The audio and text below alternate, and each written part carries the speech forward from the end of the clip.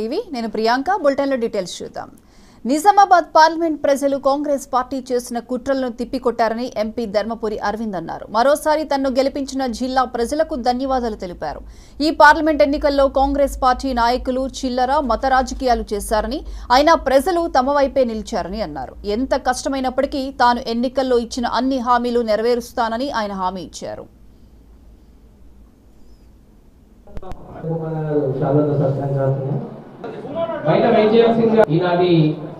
ఇందూరు జిల్లా పార్టీకి ఇచ్చేసిన పెద్దలు వాళ్ళకు బుద్ధి ఆ భగవంతుడు ప్రసాదించాలని కోరుకుంటూ కష్టపడ్డ ప్రతి కార్యకర్తకు భారతీయ జనతా పార్టీ ధన్యవాదాలు చెప్తూ ఇందూరులో అరవిందుడు అని చెప్పి తీర్పిచ్చిన ఇందూరు పార్లమెంట్ సభ్యులందరూ ఓటర్స్ అందరికీ కూడా మనస్ఫూర్తిగా భారతీయ జనతా పార్టీకి ధన్యవాదాలు తెలియజేసుకుంటూ ఇప్పటికన్నా కాంగ్రెస్ పార్టీ కన్ను తెరిచి ఏదైతే భారతీయ జనతా పార్టీని పెద్ద ఎత్తున గెలిపించిన ఇందూరు ప్రజలందరికీ కూడా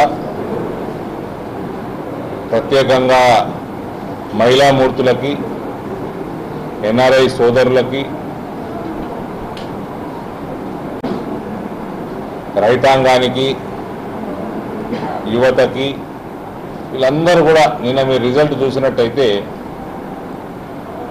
దాదాపు అన్ని వర్గాలలో కూడా మంచి మెజారిటీ భారతీయ జనతా పార్టీకి వచ్చింది.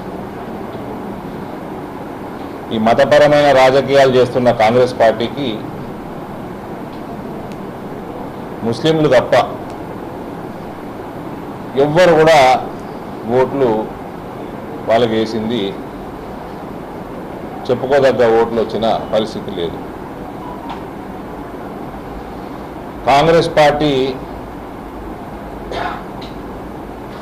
అభ్యర్థి పెద్దలు జీవన్ రెడ్డి గారు అంటే ఆయనకి పూర్తిగా గౌరవం ఇస్తూనే మేము ఈ గత 2 నెలల నుంచి క్యాంపెయినింగ్ కొనసాగించినాం.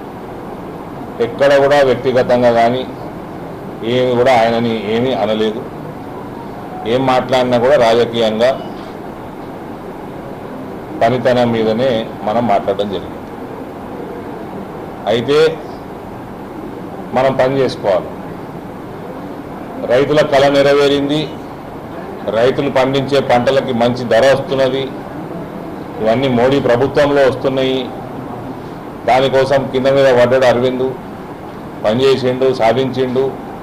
పూర్తి నమ్మకంతో గ్రామాలు భారతీయ జనతా పార్టీ వైపు బలంగా నిలబడ్డాయి.